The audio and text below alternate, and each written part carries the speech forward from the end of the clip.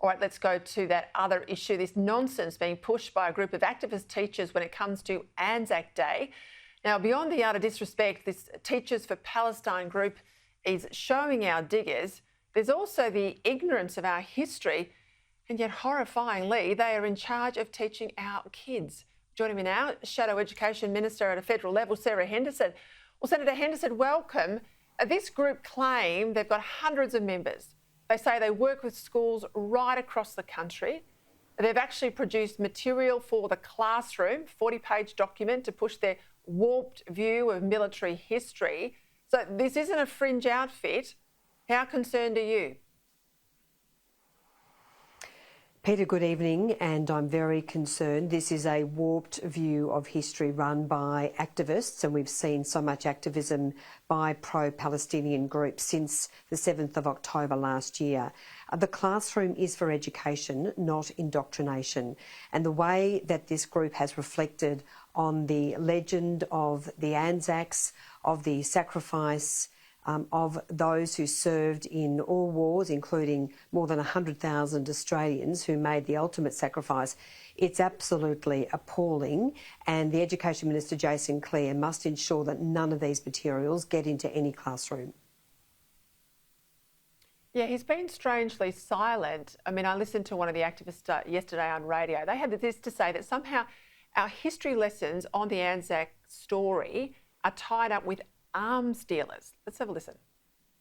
And it's being used for ideological purposes. It's not simply remembering sacrifices. A lot of people have contacted us. We're in connection with hundreds and hundreds of teachers, and not just in Victoria, but across Australia, who say, please help us. We are sick of this, having to do this ideological work for arms companies and the government. I mean, connecting Anzac Day with arms dealers, I mean, this is nut job stuff, Sarah. So where is Jason Clare? This has been running for a number of days. We've got, obviously, the commemoration of Anzac Day tomorrow.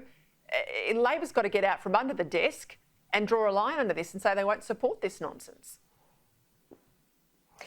Look, he has made a comment in the Australian today, and I'm pleased to see that, but frankly, they need to walk the walk on these issues. I have seen barely any action from Jason Clare on combating indoctrination in the classroom and the shocking activism by groups like this. And we've seen these activists try to drag students out of the classroom, participate in school strikes, fueling anti-Semitism. And of course, at our universities, it's even worse. Frankly, it is time the Albanese government stood up to this. This is not about being pro-Palestinian. This is all about anti-Jewish and anti-Israeli hatred. This is what this is all about, and it is an absolute disgrace.